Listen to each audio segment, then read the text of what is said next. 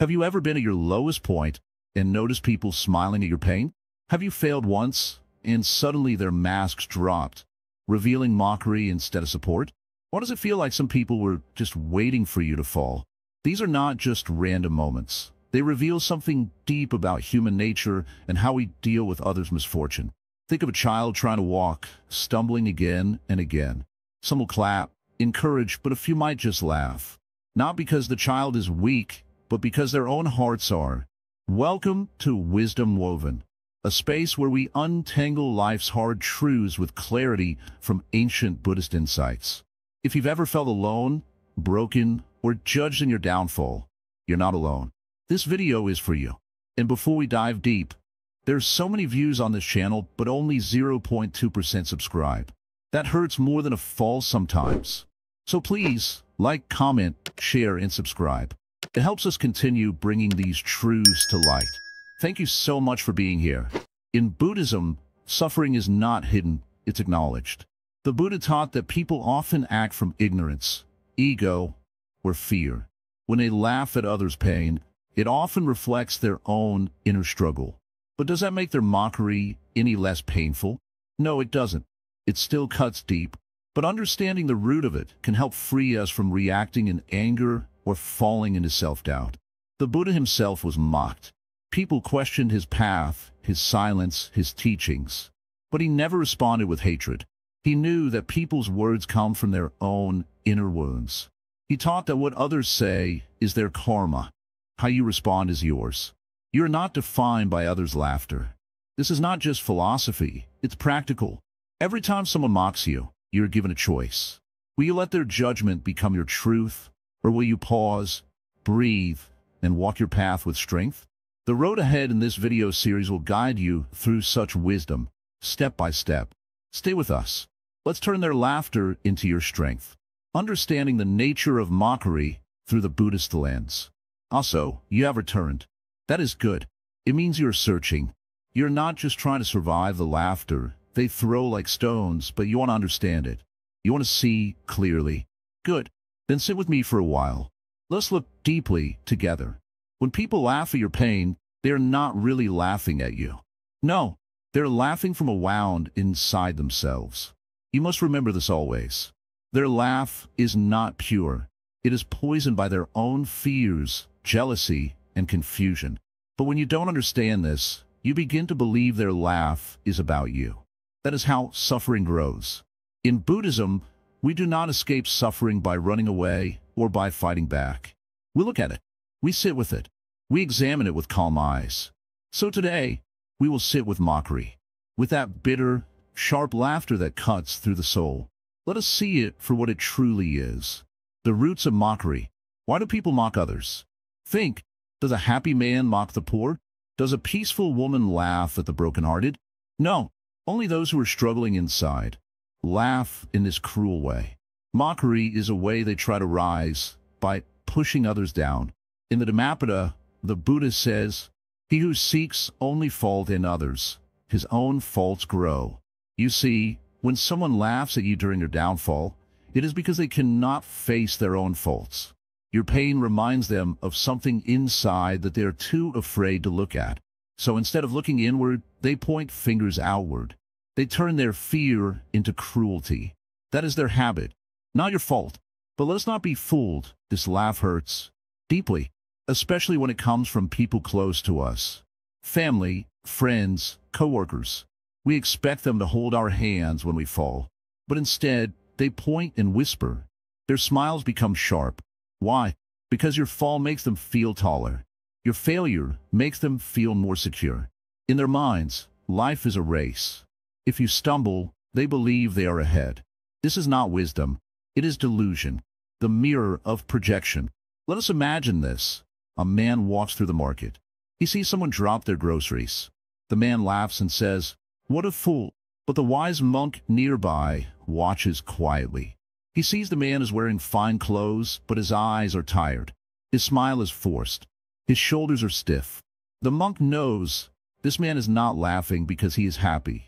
He is laughing to cover up his own mess. Maybe he feels weak at work. Maybe his wife does not respect him. Maybe he is angry at his own failures. So he finds comfort in laughing at another's fall. That is projection. Buddhism teaches, when a mind is full of dust, it cannot see clearly. What we throw at others is often what we carry within. So when someone mocks you, ask yourself, what pain are they trying to hide? What fear are they covering up with their laughter? This doesn't mean you excuse them, but you stop taking their words as truth. Their words are only a mirror of their own mind. The story of Kisagami.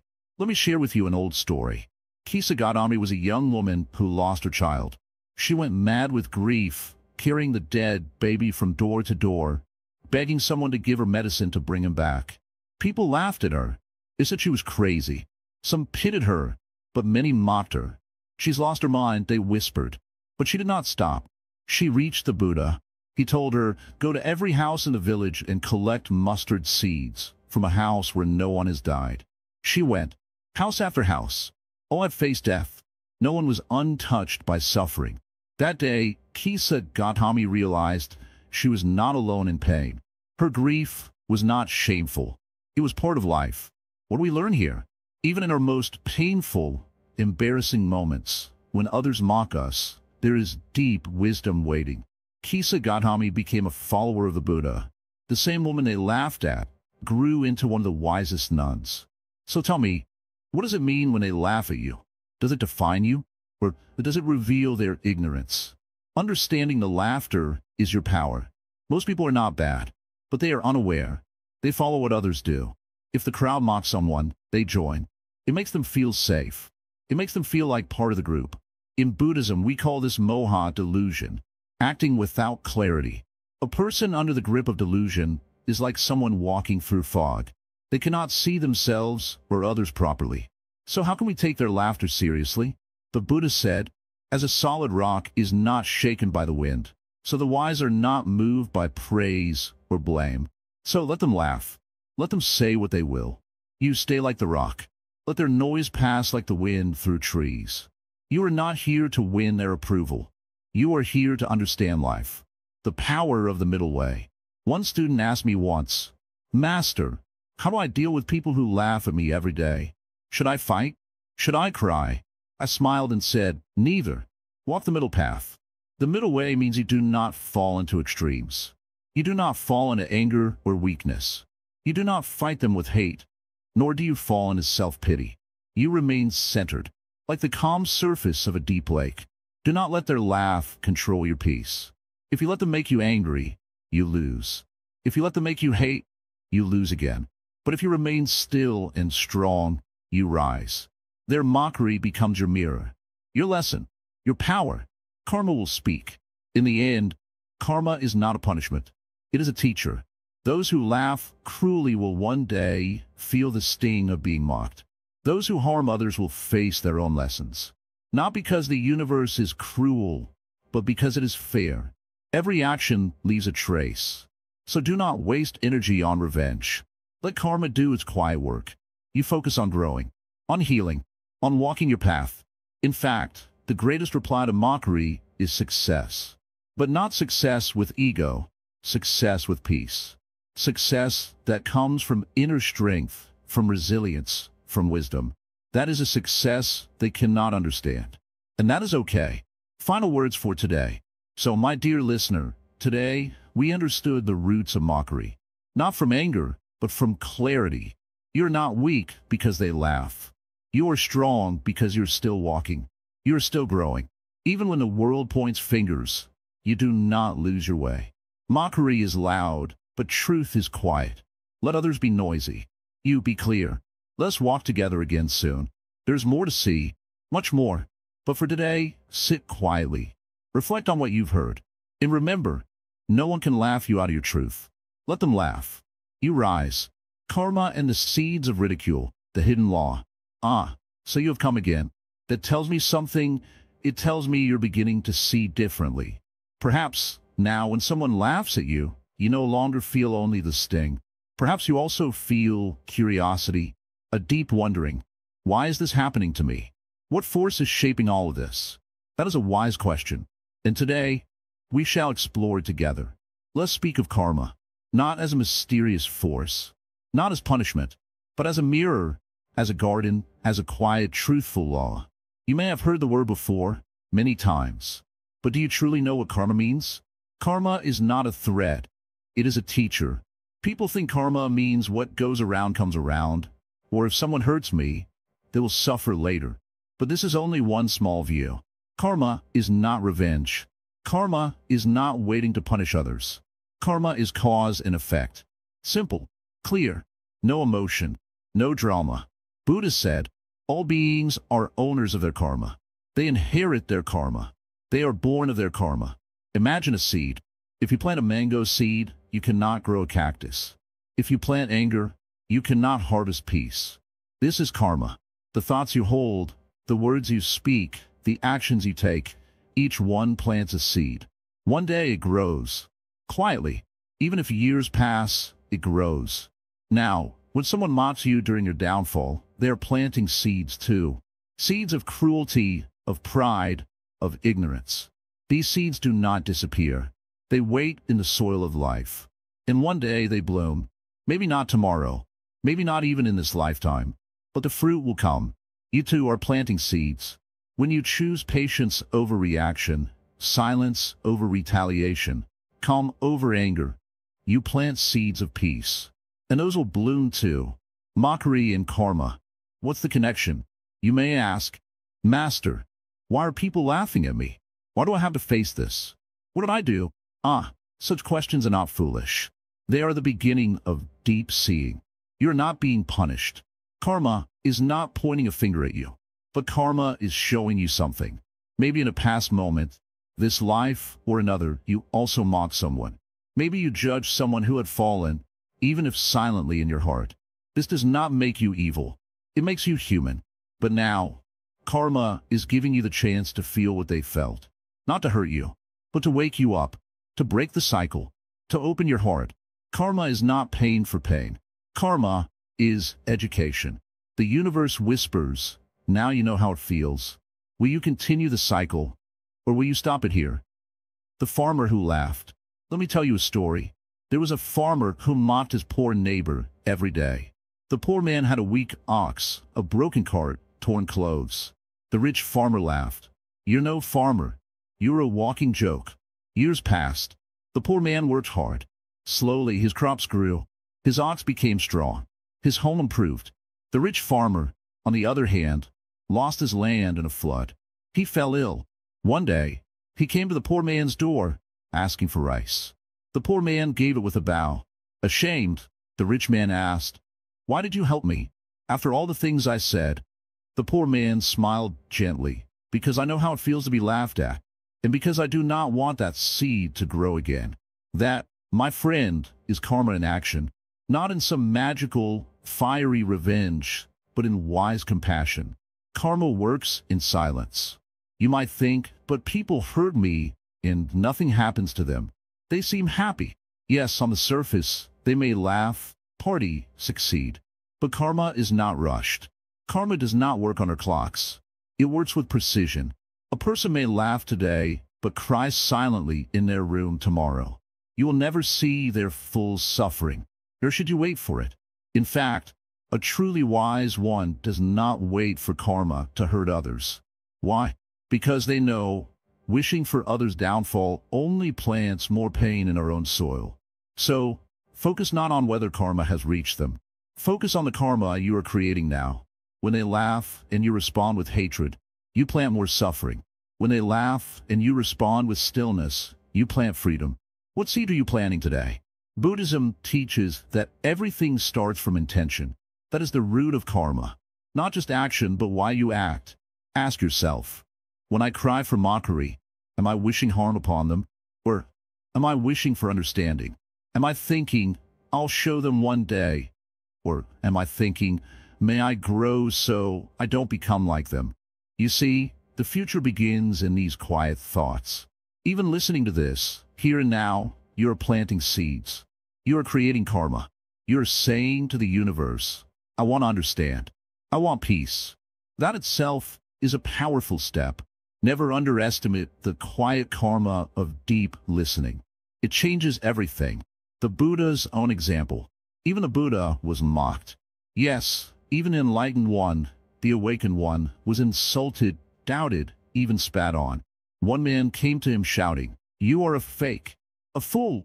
The Buddha simply asked, "If someone offers you a gift and you do not accept it, to whom does the gift belong?" The man was silent. The Buddha continued, "Your words, I do not accept them. They remain with you.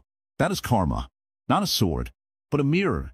You return people's cruelty not with revenge, but with reflection. Stop being the soil for their seeds." Sometimes people mock us not because we are weak, but because they need a reaction. When you get angry, when you fight back, they feel powerful. They feel they have control over your emotions. Do not give them that. If someone throws a seed and there is no soil, it cannot grow. You must decide, will you be the soil for their hate, or will you be the space through which it falls and disappears? You are not here to carry the weight of their ignorance. You are here to become light. How to work with karma every day. Let me give you simple ways to shift your karma. Mindful speech. When you're hurt, speak gently. Even silence can be powerful. Right intention. When you act, ask, am I doing this to heal or to hurt? Compassion practice. Each morning, wish well even to those who wronged you. Not because they deserve it, but because you deserve peace. Forgiveness. Forgive, not for them, but to release the poison inside you. Gratitude. Every time someone mocks you, be grateful. Why? Because life is giving you a powerful test, and with it, a powerful opportunity. You are the gardener. In the end, your life is a garden. Karma is the soil. Your thoughts are seeds. Your actions are the water. Time is the sun. What grows depends entirely on how you care for it. If someone walks by and spits into your garden, do you stop watering your flowers? No. You clean it. You protect it. You continue tending with love. Let others plant weeds in their own field. You focus on your own. This world is full of noise, but karma listens only to your intention. And when you understand this, you will no longer fear people's laughter. You will simply smile, because you know their mockery will return to them. Your peace will return to you. Final reflection for today. So, if you're mocked, insulted, laughed at, it is okay. Let hurt. Let it pass. Then breathe. Say to yourself, this is not mine. I will not carry it. I will not plant it. I will not water it. Then turn and plant something else. Kindness, calm, clarity. This is how you rise, not by reacting, but by choosing your karma. Come again next time. We still have many seeds to plant and many weeds to pull out. But for today, sit quietly. Feel your breath. The laughter is fading. Your strength is growing. Silence over revenge, the path of inner victory. So, you return again. That's a good sign. You're not here for entertainment. You're here for truth. And truth, truth isn't always comfortable, but it is always freeing. Today, we speak about something difficult. We speak about that burning desire inside you, the urge to strike back. When someone laughs at you, mocks you, humiliates you, something inside rises like a flame, doesn't it? It whispers, say something back. Do something. Hurt them too. But you are here not to be ruled by that voice. You are here to learn the greater path, the path of silence over revenge, the path the Buddha called victory without battle. So sit, let the fire cool, and listen. When you're mocked, revenge feels natural. It's human, very human. When someone attacks your dignity, mocks your failure, or laughs at your pain, your hands tighten. Your heart pounds. Your mind starts to spin. How dare they? I'll make them regret this. They'll see one day. This is not weakness. This is conditioning. Your nervous system is preparing for a fight. Your mind is building a wall. Your ego is picking up weapons. But here's the problem. Revenge may feel like relief in the moment, but it plants more pain for the future. If someone throws fire at you and you throw it back, now two people are burning. If someone throws a stone and you throw two back, now the war has doubled. In the Buddhist teachings, there is a very simple but powerful truth. Hatred does not cease by hatred.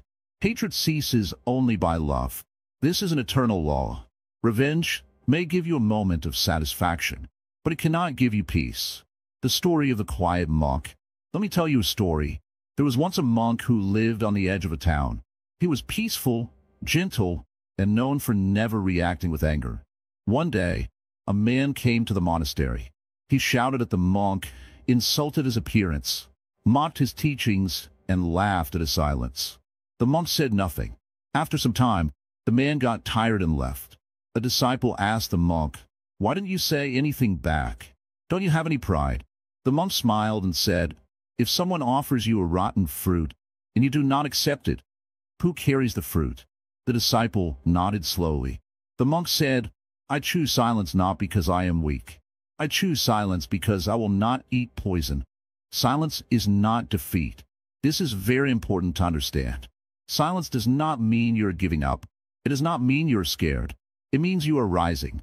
When you respond with silence, you are not avoiding the situation. You are transforming it. You are showing that their laughter, their judgment, their insult has no home in you. It is like someone banging on a locked door, hoping to enter, but the door does not open. Eventually, they stop. In Buddhism, this is called Upka, equinimity, the ability to remain unmoved by praise or blame, fame or shame. This is real power. Why is silence so hard? Because your ego hates it. The ego wants to win. The ego wants to be seen as strong, clever, right? It wants the last word. But the deeper you walk the spiritual path, the more you realize the last word doesn't bring peace. Letting go does. People around you might not understand. They'll say, "Why don't you fight back? Why are you quiet? Are you weak?" But you're not living by their noise. You're walking your own quiet path. You're no longer concerned with proving yourself. You're concerned with knowing yourself. Let the mockery bounce off. Imagine this. Someone throws mud at a clear wall of glass. What happens? If the glass is clean and strong, the mud slides down. It does not stay. But if the glass is already dirty or cracked, the mud sticks. Your mind is like that glass. If your mind is clear, full of self-understanding, compassion, and calm, then people's insults do not stick. They slide off. They bounce. But if your mind is already filled with self-doubt, anger, or pain, the insult sticks.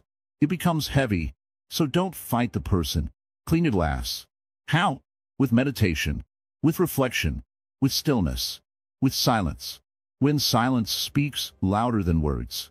Sometimes your silence says everything. It says, "I am not controlled by your opinion."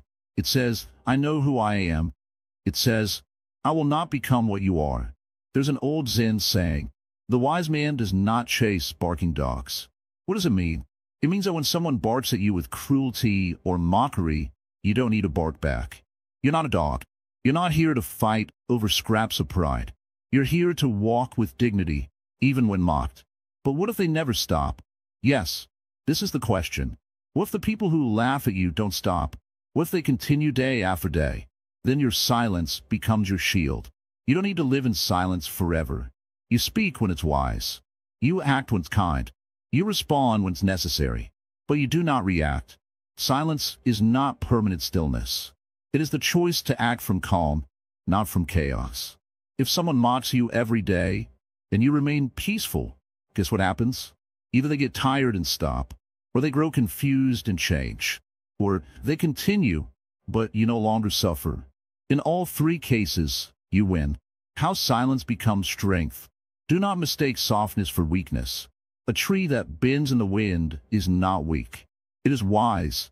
It survives storms. It stands after the rigid trees have broken. When you remain silent, you conserve your energy. You protect your peace. You observe clearly. And sometimes, when the time is right, you speak with great clarity and power. But that speech does not come from ego. It comes from wisdom. That's when words become medicine, not weapons. The Buddha's example. You remember, the Buddha did not respond to insults with shouting. He responded with stillness. He once said to his disciples, "To be abused by fools is the price of enlightenment." That may sound harsh, but it means this. When you walk the path of peace, people who don't understand peace will try to break it. Your silence, then, is your vow to the truth. You are not here to be pulled into small battles. You are here to live with great strength. when silence transforms the heart. Let me tell you one last story. A woman came to a Zen master, angry and bitter. She said her coworkers mocked her, insulted her every day. "They call me stupid. They call me fake. They call me a failure," she cried. The master gave her a bowl of water and said, "Stir it." She stirred. "Now stop," he said. The water settled. "What do you see?" he asked. "My reflection," she said. The master smiled.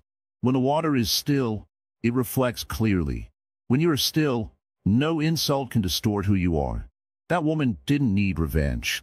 She needed silence. She needed to see her own reflection. And once she did, she was free. Closing the day's reflection. So now I ask you, will you let their laughter control your hands, your mouth, your mind? Or will you breathe, step back, and walk your path quietly? Revenge feels powerful, but makes you like them. Silence feels empty, but it makes you free. Every moment, you choose. And the more you choose silence from wisdom, not fear, the stronger your heart becomes. Let them laugh. You rise in silence. And in that silence, you win without ever fighting. The illusion of status. Why they cling to superiority. Ah, you're here again. That is good. You are slowly walking through the fog of pain and misunderstanding. And now, you're starting to see shapes in the mist. Today, we will talk about something hidden, yet very loud in the world. Status. Yes, status. Position. Image. Rank. Reputation. Titles. Clothes. Cars. Phones. Social media followers. You've seen people chase these things. You've seen people act proud of these things. And most importantly, you've seen how some people laugh at others who have less. Now, let us understand. Why? Why do they do this? Why do some people feel strong only when someone else is weak? Why do they laugh when others fall? What are they really holding on to? Let's walk together today and see. The world measures people by surface. In the world we live in, people are taught to measure others by what they show, not what they are. A man in a suit is respected more than a man in simple clothes. A person with a new car is admired more than one who walks. A student with a gold medal is praised while the one who learns slowly is ignored. Isn't that true? But Buddhism teaches us something very different. It teaches nothing you can show on the outside is truly yours.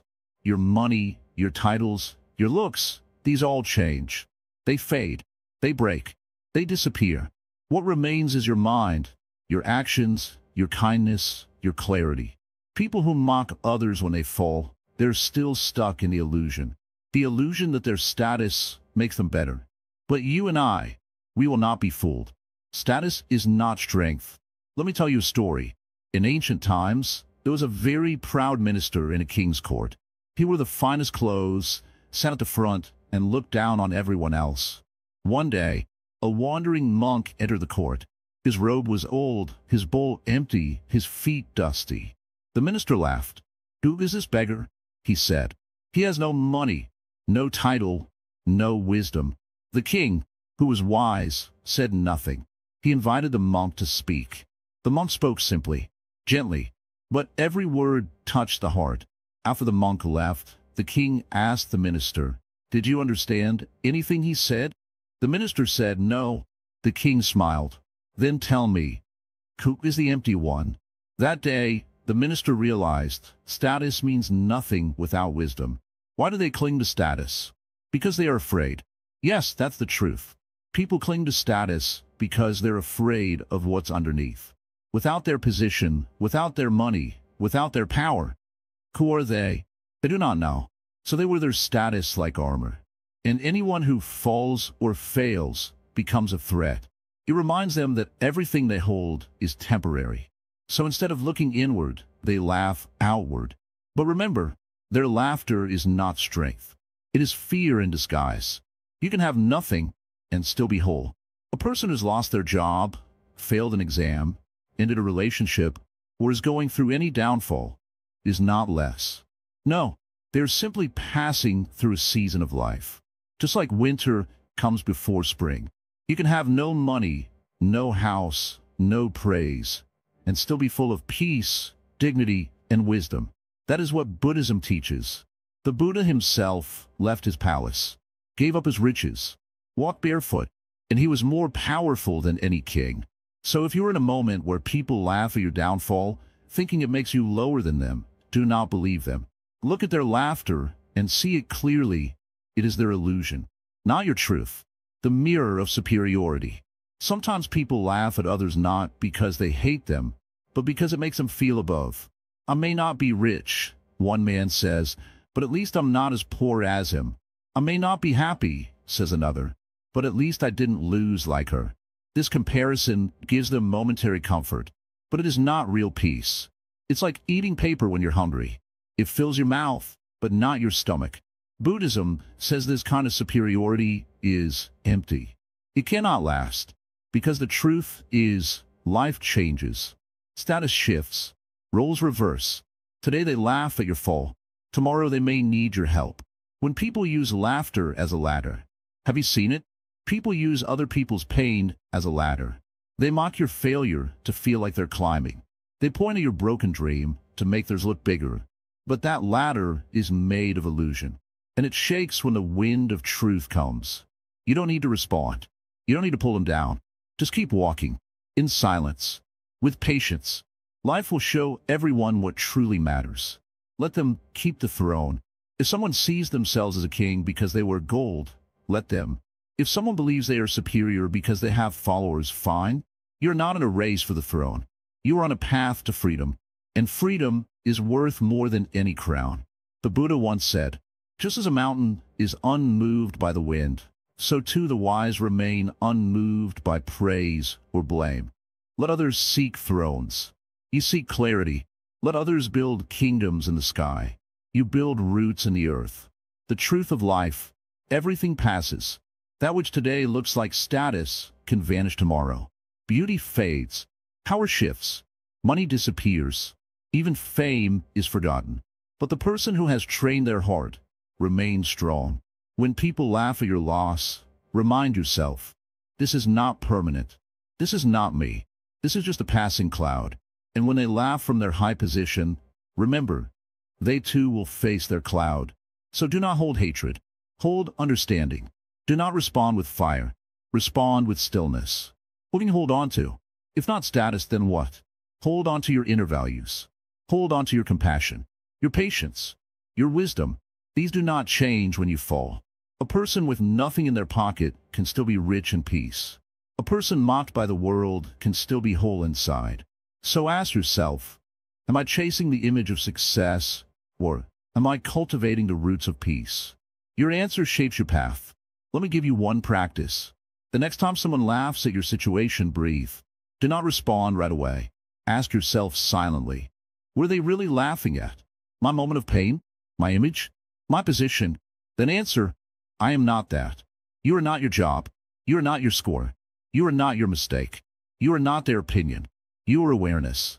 You are potential. You are the watcher, not the object. This simple reflection will protect you. In the end, we all sit on the ground. At birth, we cry the same way.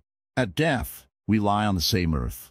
The throne, the nameplate, the medal, all are left behind. So why waste energy pretending to be above someone? If someone needs to laugh to feel better, that is their journey. You focus on yours. Your journey is about becoming real, not appearing great. The way forward. So, today you've learned, status is an illusion. Superiority is a mask. Mockery is fear, trying to feel big. Let people laugh at your fall. It does not make them strong. Let people hold their titles. It does not make them wise. You walk forward, not with bitterness, but with understanding. You have something they don't see, depth. And in this depth, you will grow roots so strong that no laughter can shake you. You will rise, not with noise, not with pride, but with quiet power. Let them cling to their crowns. You carry truth, and that is enough. Compassion in the face of cruelty, the Bodhisattva response. Ah, I see you come again. Quietly, with questions in your eyes.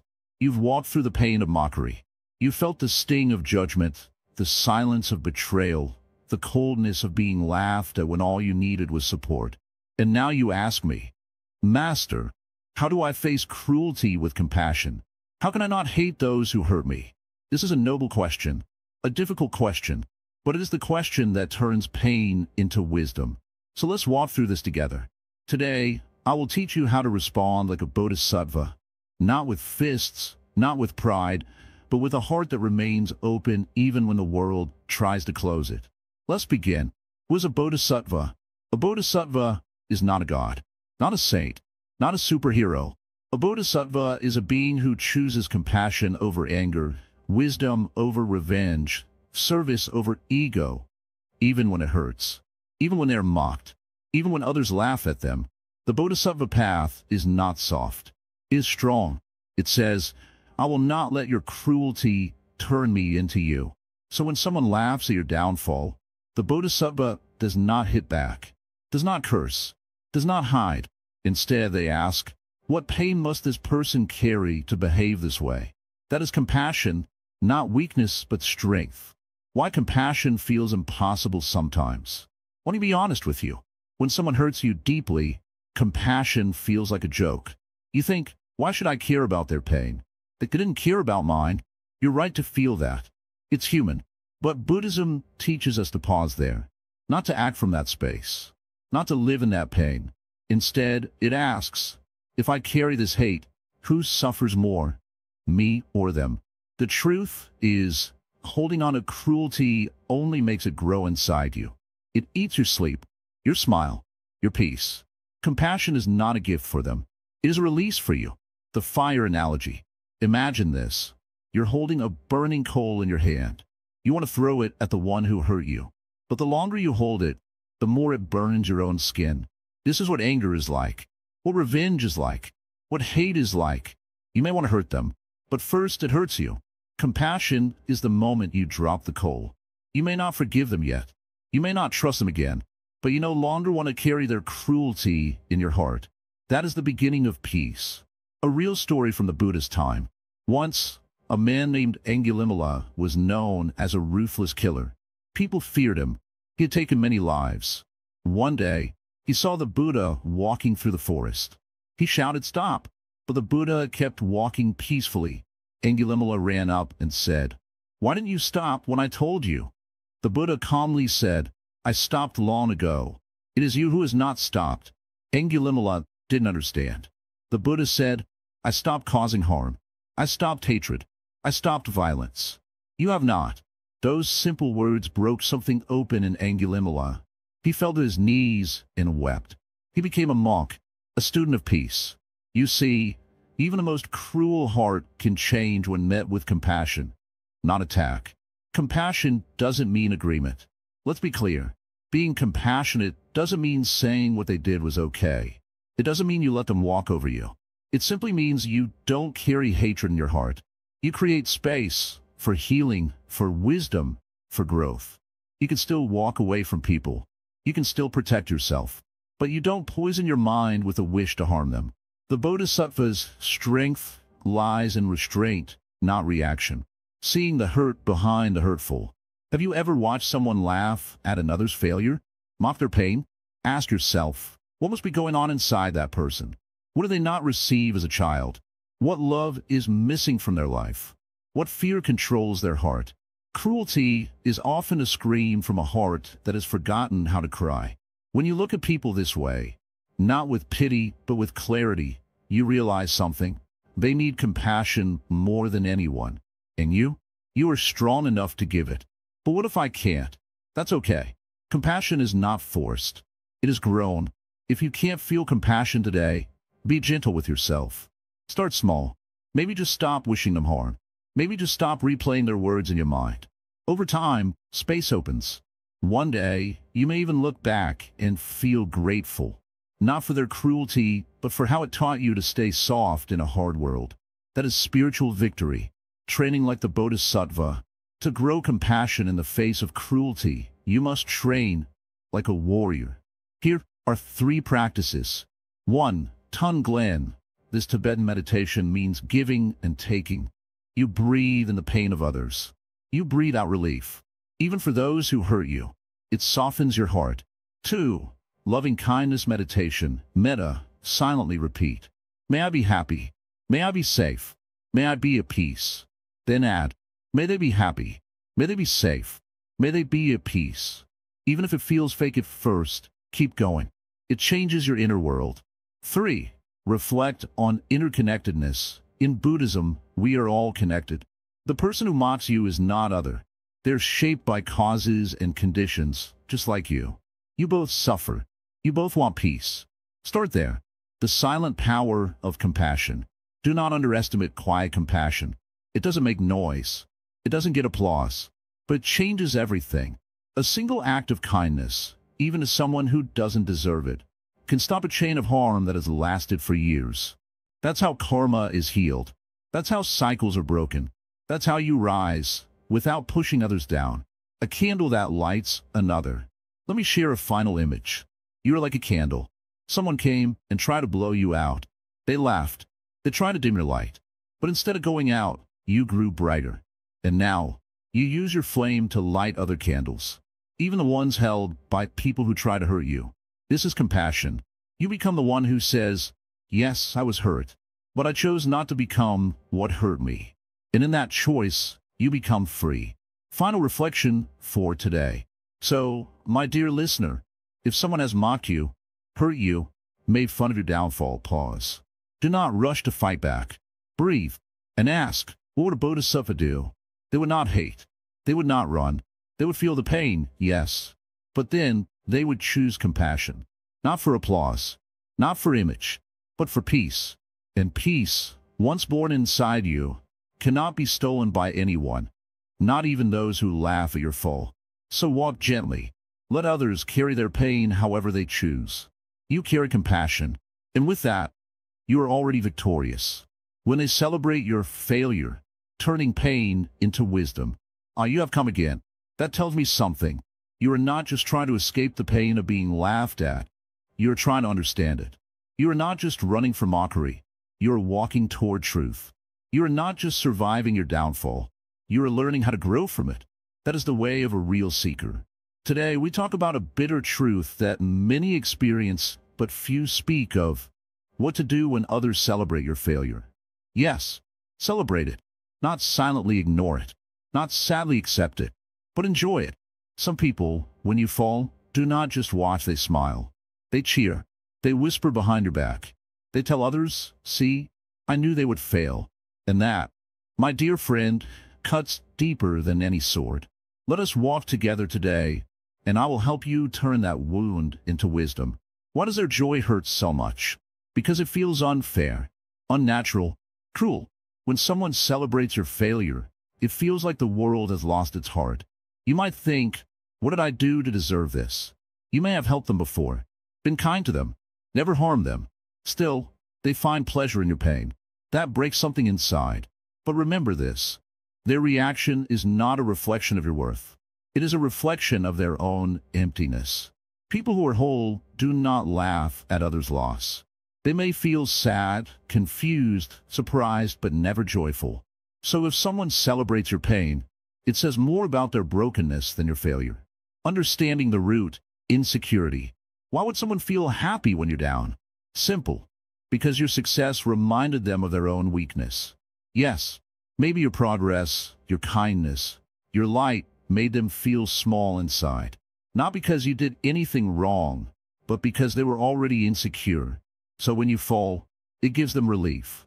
They think, if even they can fail, maybe I'm not so bad. This is not true strength. It's a weak kind of comfort, the kind that fades quickly and leaves more bitterness behind. But understanding this gives you power. You stop taking their joy personally. You start seeing it as their wound, not your shame, the hidden gift in your failure. In Buddhism, we say, every fall is an invitation to awaken. Yes, even failure, even humiliation.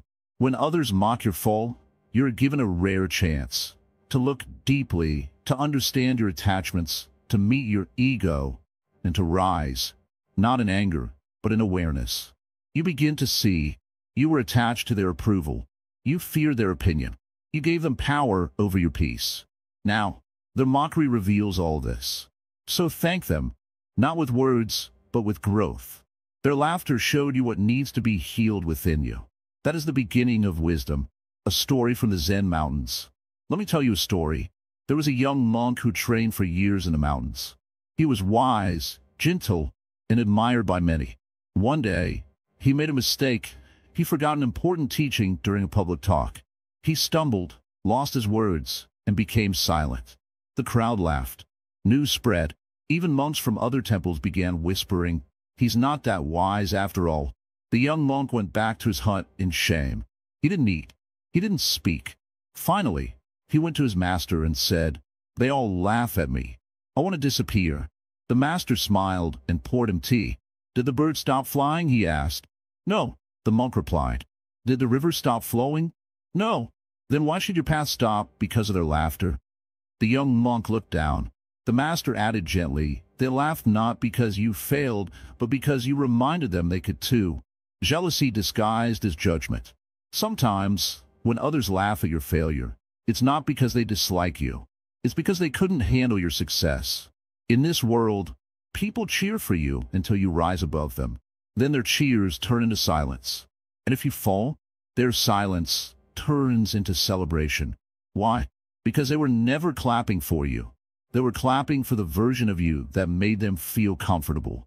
As soon as you stepped out of that, you became a threat. So when you fell, they relaxed. Balance is restored, they think, but this is not true balance. It's just fear. And your job is not to fix their fear, but to face your fall with grace. The true measure of a person. You see, anyone can be kind when things are going well. But who are you when you're mocked? Who are you when people laugh behind your back? Who are you when your name is a joke? That is your test. That is where character is built. And Buddhism teaches us this. Let the world throw its stones. You keep walking, not because you are proving anything, but because your path does not depend on their noise. What if their laughter reaches everyone? You may say, "But Master, now everyone knows. Everyone saw me fall. They are all laughing." Yes, that hurts. But I ask you this. In 100 years, who will remember? Will your pain be written in the stars? No. So why carry shame like it is permanent? Let them laugh. Let them share stories. Let them exaggerate. Let them twist the truth. Because while they're busy talking, you are quietly healing. And one day, they will look around and realize, you're not broken. You are blooming. And their laughter was only the wind. The quiet power of not reacting. When people laugh at your fall, the world watches you. They want to see, will you shout? Will you fight? Will you break? But if you remain calm, if you smile gently, if you continue walking, they will be confused. And in that confusion, a few will start respecting you. A few will ask, how is this person still so peaceful? And in that moment, you plant a seed in their heart, a seed of truth, a seed that may one day bloom into their own awakening. Using the pain to strengthen your practice. Buddha taught that every painful emotion can become part of your path. If someone mocks you, use that pain in your meditation. Breathe with it. Watch how it moves in your body. Is it in your chest, your jaw, your stomach? Sit with it. Observe it. Don't run. Because once you observe pain without reacting, you learn something rare. You learn that pain is not personal. It is just energy. It comes. It goes. Only the mind makes it permanent. So each time they laugh, return to your breath and silently say, thank you for this lesson. Forgive them, not for them, but for you. Their laughter may echo in your mind. For days, for weeks, it may make you question your worth. But if you carry that echo forever, it becomes your cage. So you forgive, not to free them, but to free yourself. You forgive not because they deserve it, but because you deserve peace. Buddhism says, holding on to anger is like drinking poison and expecting the other person to die. You are too precious to poison yourself with hate. Let go. Closing reflection. So when they celebrate your failure, do not explain, do not prove, do not argue. Instead, return to yourself. Feel the pain, yes, but then look deeper. Ask yourself, what am I learning? What part of me needs healing? What attachment is being broken? Then walk on. Walk slowly, but with your head high, because the path of wisdom is not made of applause. It is made of silence, clarity, and unshakable peace. Let them laugh. You are not here to be liked. You are here to be free. The mirror of mind. How your inner world shapes their reaction. Ah, you have come back, seeking more understanding. This journey is not easy, but you walk it bravely, step by step. Today, we turn our attention inward. We speak of something powerful and often hidden. How your own mind shapes the world around you, especially the way people treat you. You see, when others laugh at your downfall, it is not just about them. It is not only about their actions or words. It is also about how your mind receives them. Your mind is like a mirror. It reflects what is inside. If the mirror is clear, it reflects the world as it is. But if it is cracked or dirty, the reflection distorts and can cause confusion. Today, we explore the mirror of your mind, how it colors every interaction, and how you can cleanse it to find peace no matter what others do. The world mirrors your inner state. Have you noticed that when you feel confident, even criticism sounds less sharp? And when you feel weak or insecure, the smallest insult feels like a dagger. This is because the world outside responds to the world inside. People's laughter, mockery, or even silence is filtered through your mind. It either burns you or passes like a gentle breeze. The Buddha taught that the mind is the forerunner of all things.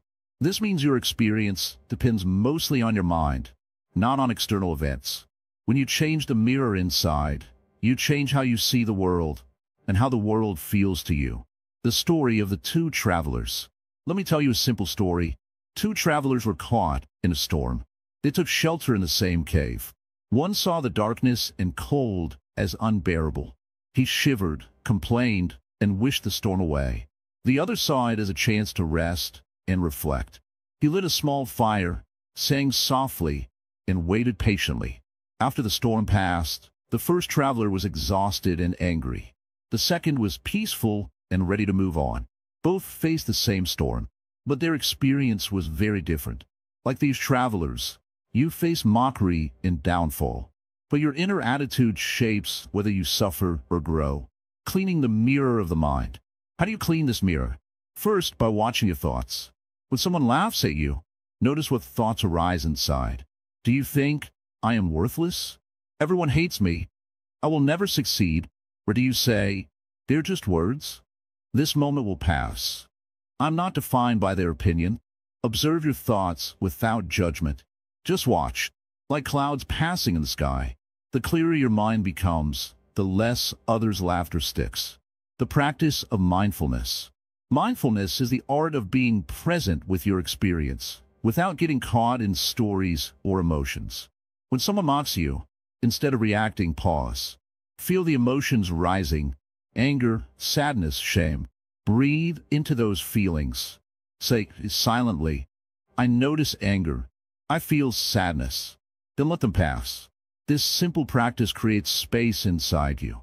Space where the world's noise can't harm you. Why we attach to others' opinions. Why do we suffer so much from others' laughter? Because we want to be accepted. We want to belong. We want to feel worthy. When those needs are strong and unmet, the smallest rejection hurts deeply. But the Buddha teaches, true worth comes from within. If your inner world is rich with self-love and acceptance, others' opinions lose power. You stand firm like a mountain, unshaken by passing clouds, seeing others as mirrors too. When someone laughs at your downfall, remember, they're reflecting their own inner struggle. They may be jealous, insecure, or fearful. Their laughter is a mirror showing their pain, not your truth. Instead of reacting with hurt or anger, see their laughter as a call for compassion. This doesn't mean accepting cruelty, but understanding it. This understanding frees your mind. Cultivating inner peace daily. To maintain a clear mirror, you need daily care. Like watering a plant, your mind needs regular practice. Start small. 5 minutes of meditation, breathing deeply, watching your thoughts. Notice when judgment or anger arises. Bring your attention back to calmness. This daily care makes your mind strong. And a strong mind reflects peace, no matter what happens outside. The power of positive self-talk. Your inner dialogue is powerful. If you say, I am weak, your mind believes it. If you say, I am enough, your mind believes it. Practice speaking kindly to yourself. When others laugh, whisper, I am learning, I'm growing. This changes the mirror surface. It shifts your experience from pain to strength. The role of forgiveness. Forgiveness is another way to clean the mirror. Forgiving those who mock you is not for their sake. It is for yours. When you hold grudges, your mirror gets cloudy. Forgiveness clears it. You do not have to forget or accept cruelty, but you can choose peace over bitterness. This choice frees your mind and heart. When others' laughter is a teacher. Sometimes the hardest lessons come wrapped in pain. Others' laughter can teach you to detach from approval, to build resilience, to deepen compassion. Use it as a teacher, not a tormentor. Ask, what is this moment showing me about myself?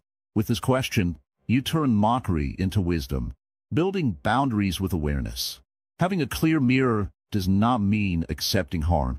It means seeing clearly what to accept and what to protect against. Set healthy boundaries. If someone's laughter crosses your limits, gently step away. Protect your peace, but do not carry their laughter inside. Let stay outside like leaves blown by the wind. The freedom of letting go. The more you clean your inner mirror, the freer you become. You stop needing others' approval. You stop fearing their laughter. You live anchored in your own truth. And that freedom is the greatest victory. No matter what others do, you are steady, like a lake reflecting the sky. Calm, clear, unshaken, the final reflection. So, dear seeker, when others laugh at your downfall, remember this. Their laughter is not the storm. Your mind is the shelter. Clean your mirror. Be mindful. Practice compassion. Speak kindly to yourself. Set boundaries with love. Forgive when ready. And watch how your inner world transforms. You will no longer be shaken by the world's noise. You will walk with quiet strength. The mirror of your mind will reflect peace. And that, my friend, is the path of true freedom. Walk gently, breathe deeply, and keep your mirror clear. The world is only as heavy as the mind allows. You have the power to lighten it. And so you will. Let them laugh. Your value is not in their eyes. So, you've come again, quietly, perhaps after another day of being misunderstood. Maybe someone mocked you again. Maybe they whispered behind your back. Maybe they laughed when life didn't go as you hoped. And now you sit here, hurt in your heart, asking silently, why does their laughter affect me so much? Let me tell you, dear one, this feeling of pain, this sting you carry, it's not a sign of weakness. It means you are human. It means you still care.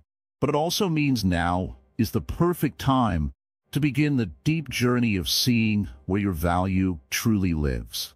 Today, I will not give you clever quotes or cold teachings. I will tell you what the heart needs to hear. You are not what they think. You are not what they say. And you are definitely not the joke in their laughter. Let's begin this walk slowly, deeply. What happens inside when they laugh? Imagine this. You try something, you speak up, you share a dream. But it doesn't go as planned. Someone notices. And instead of support, they laugh. Not kindly, not gently, but with a kind of cruel joy, like they were waiting for your mistake. In that moment, a sharp silence enters your heart. It feels like you become smaller, invisible, ashamed. But why? Did your value actually change? No, it just felt that way, because for a moment, you gave your value to them. You placed your worth in their hands, and now you feel like they dropped it. But my dear, they never held it in the first place. The dangerous game of seeking validation. From childhood, we are trained, be good, so others will clap. Get high marks, so teachers will smile. Dress well, so people will like you. Slowly, we are conditioned to believe our worth comes from outside. So when others approve of us, we feel strong. But when they disapprove, we fall apart. This is a dangerous game, a never-ending one, because the applause of the world is never steady. It comes and goes like wind. One day you're praised, next day you're mocked. If your peace depends on them, you will never rest. But Buddhism teaches something different. It says, your worth is like the sky. It does not vanish because of clouds. People may laugh. People may turn away. But the sky remains. And you're that sky. A small story to remember. Once there was a farmer whose horse ran away. His neighbor said, "Oh, how unlucky." The farmer replied, "Maybe." The next day, the horse returned with 3 wild horses. The neighbor said, "Oh, how lucky." The farmer again said, "Maybe." The day after that, the farmer's son tried to ride one of the wild horses, but fell and broke his leg. The neighbor again said, "How unlucky." The farmer calmly said, "Maybe." Later, soldiers came to take all young men for war, but they didn't take the farmer's son because of his injury. The neighbor said, "How lucky." And the farmer said again, "Maybe." This is the wisdom of not being controlled by what others think is good or bad. Because in truth, no one really knows. So why be broken by their judgment? They don't know your journey. The people who laugh at your failure, do they know the battles you fought? Do they know how many nights you cried quietly? Do they know the courage it took for you to even try? They don't. They only see a moment, a result, and from that, they build their judgment. But life is not one moment. Life is a journey, a river, always flowing. So let their small judgment pass like a leaf on the water. You have more important work to do: healing, growing, understanding. The problem is not you. It may feel like something is wrong with you. Why am I always the one being laughed at? You may wonder. But look closer. People often laugh not because you failed, but because they're uncomfortable with someone trying. Yes, trying. You dare to move. You dare to dream. You dare to be imperfect in public. That scares people who have never dared at all.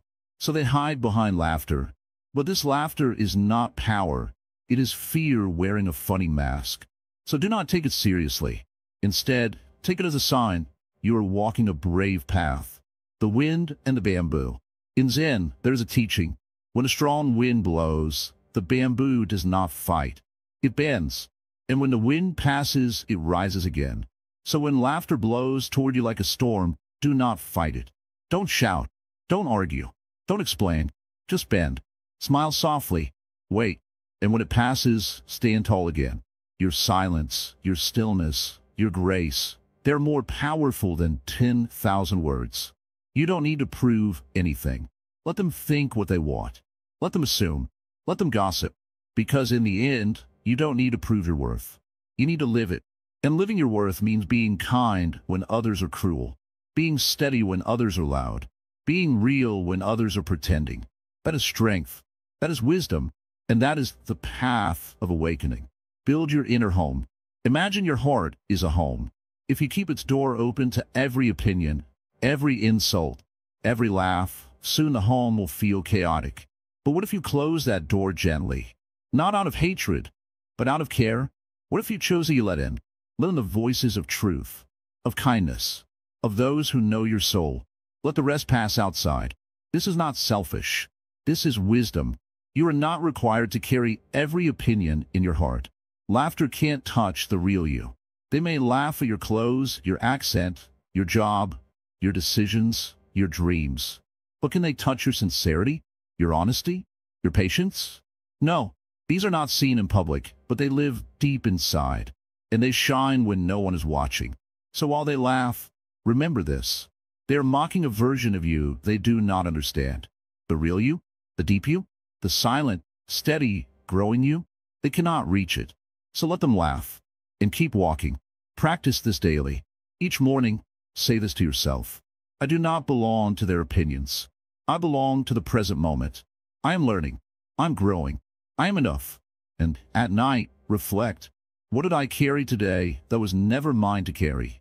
Leave it down and rest. Final thought for today. You're not here to be perfect. You are not here to be popular. You are here to wake up, to live wisely, to stay kind, to let go of what you cannot control. They will laugh. They will forget. They will move on.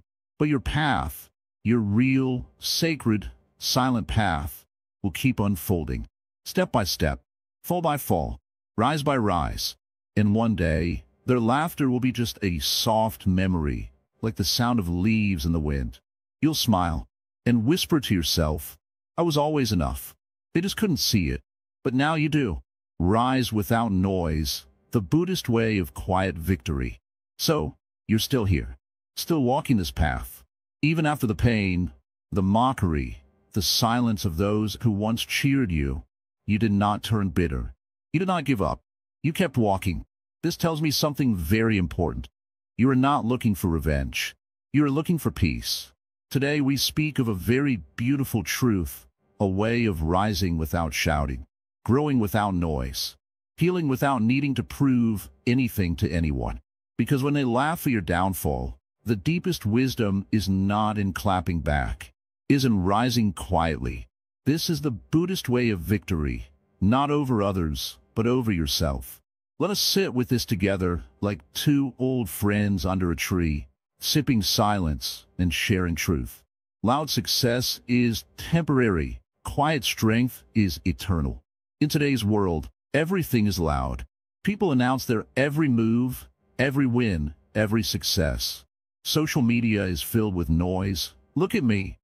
See what I did. Respect me now. But when you rise in noise, you are also fragile.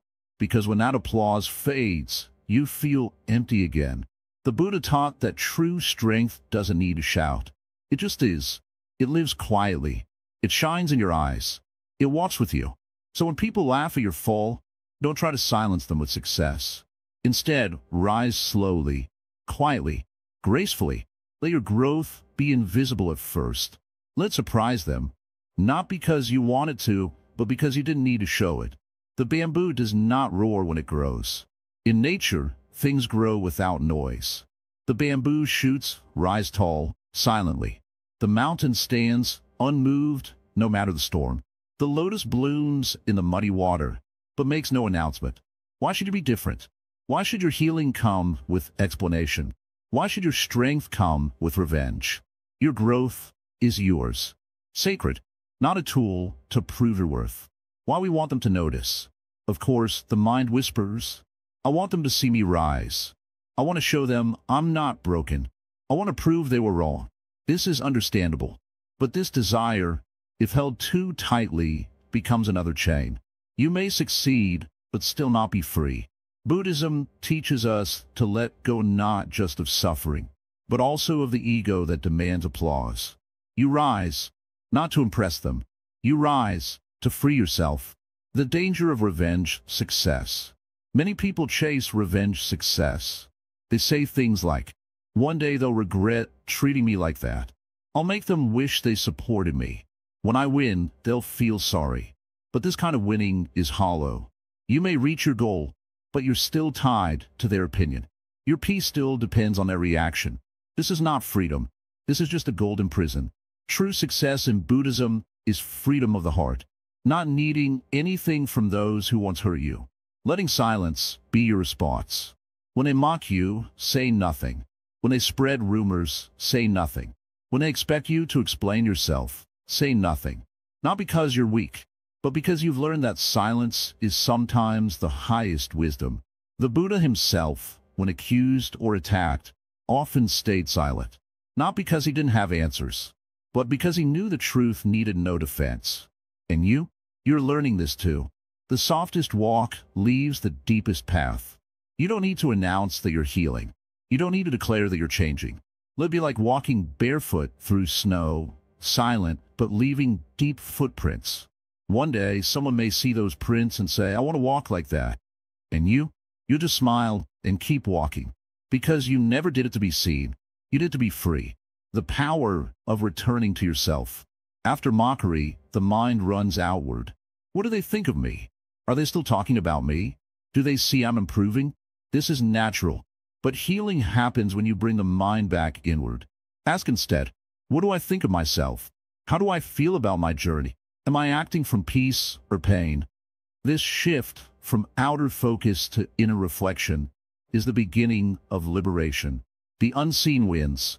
Not every win is visible. Some victories happen quietly. You didn't respond to their insult. That's strength. You cried but still got up. That's courage. You forgave silently. That's freedom. You walked away without hate. That's awakening. These are the wins that matter most. They don't show up in photographs, but they build the foundation of a peaceful life. Why you owe them nothing. The people who laughed at your fall may expect something from you when you rise. An apology, a friendship, an explanation, but you owe them nothing. Accept your compassion from a distance. You don't have to invite them back into your life. You don't have to prove anything. The only thing you owe is kindness to yourself. Let karma do its work. In Buddhism, karma is not revenge, it's balance. When someone acts from cruelty, they plant a seed. That seed grows in its own time, in its own way. You don't have to wish them harm. You don't have to teach them a lesson. Life will do that. Your job is to walk forward, planting good seeds in your own heart. So when harvest time comes, you are met with peace, not pain. The joy of living without watching. There is deep peace in not watching who's watching you. When you no longer care about proving them wrong, you free up energy for joy, for learning, for real relationships. You cook with love. You laugh fully. You sleep deeply. You begin living, not for image, but for experience. That's where real happiness hides. Not in being seen, but in being true. Your rise is sacred. Your journey is not a performance. Is sacred, private, soft, full of small, beautiful moments no one will ever understand.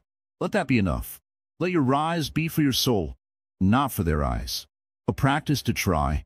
Every morning, say, I don't need their apology. I don't need their praise. I don't need their attention. I only need my own quiet love. And every night ask, did I walk in truth today? Did I speak from love? Did I choose peace over reaction? If the answer is yes, you have already won. A final picture. Imagine this. You walk through a village. Some people whisper. Some laugh. Some pretend not to see you. But you walk with calm eyes. Your shoulders are relaxed. Your breath is steady. You carry no bitterness. Because you know something they do not. You're not walking for them. You are walking for your soul. And that, my dear friend, is the way of quiet victory. No drama. No noise. Just peace. Just presence. Just the soft sound of your spirit returning home. Keep walking. The path is yours. The final laugh when you stop needing their approval. Ah, so this is where we arrive, dear one. The last stop of this long walk. 12 parts. So many emotions. So many truths. And still one heart. Your heart. You have walked through mockery, through silence, through misunderstanding. You have looked into your own pain and seen the fire behind others' laughter. You've fallen and risen, not once, not twice, but again and again. And now you're still here, still breathing, still listening, still you. Let's sit together now, not as teacher and student, but as two souls who've known what it means to be laughed at and to survive. This final part is not about fighting, not about forgiving, not even about healing. This part is about letting go completely and walking on with peace. The laughter still echoes, but it doesn't matter anymore. Do you still remember the day they laughed? The sting? The confusion? The loneliness? Yes, it was real. No need to pretend. But something has changed. Not outside. You cannot erase what happened. But inside, a quiet shift. Now, the laughter is like a sound from a faraway room. It reaches you, but does not shake you. You do not need to respond. You do not need to argue.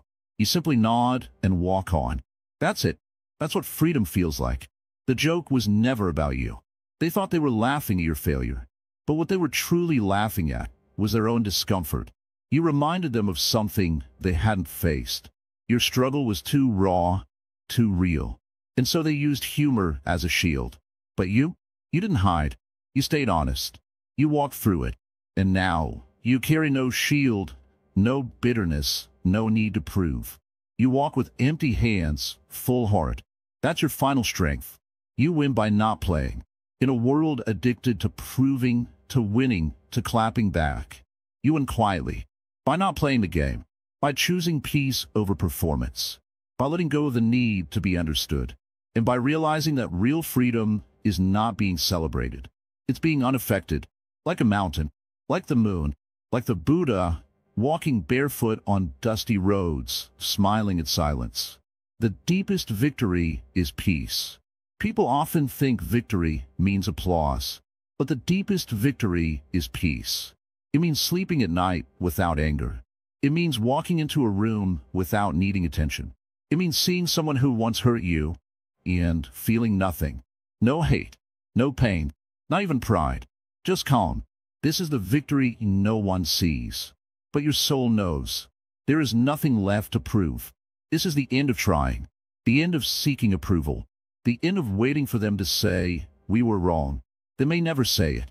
And it's okay. Because now you don't need it. You know your worth. You know your path. You know your peace. So what is there left to prove? Nothing. The world may never understand your journey. And that's fine. They don't know your sleepless nights, your quiet cries, your silent prayers, your courage in small things. But you do, and the universe does. And perhaps that's enough. Because at the end of all this, your peace is between you and life itself. Not between you and the crowd. You became the person you needed. Maybe once, you longed for someone to hold you when the world mocked you. To say, I see you. I believe in you. But that person didn't come. So you became that person for yourself. You learned to hold your own hand.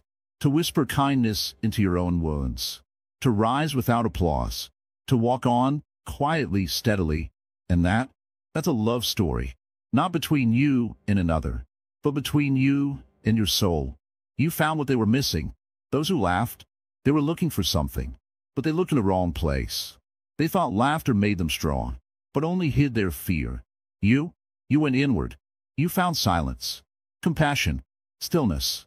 And in doing so, you found yourself. This is what they were missing. But you found it. It ends with grace. And so now we end, not with revenge, not with pride, not with grand announcements, but with grace, with a quiet smile, with a peaceful step, with eyes that see the world but are no longer bound by it. You have walked through pain and found softness. You have walked through fire and found light. You have walked through mockery and found meaning. The final message: let them laugh. Let them forget. Let them misunderstand. You are done chasing them. You are done explaining. You are done shrinking. Now you walk. Softly, gently, fully. You are whole now. A loving reminder before you go, before you leave this journey, before you close this final part. Pause for just a moment. Look at how far you've come. Can you feel it? That shift inside you? That gentle strength? That's yours. Carry it with you, not as a weapon, but as a warm light.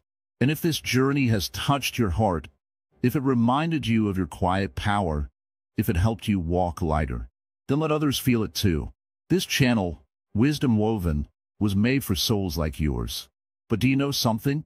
There are so many people watching, yet only 0.2% subscribe. It means many listen, but few stay. So if this voice has been your companion in hard times, please take just one moment to like, comment, share, and subscribe.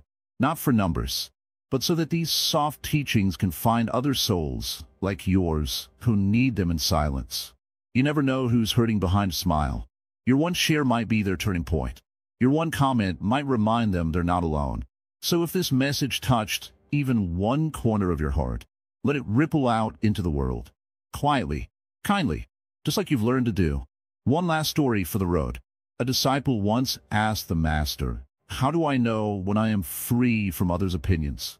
The master smiled and said, "When they laugh, and you laugh too. Not because it's funny, but because it doesn't matter." And then he walked away. So now, dear soul, let them laugh. You've already walked on, and the path ahead, it's full of light, silence, and deep, quiet joy. Keep walking. Wisdom is woven into your every step now. Until we meet again,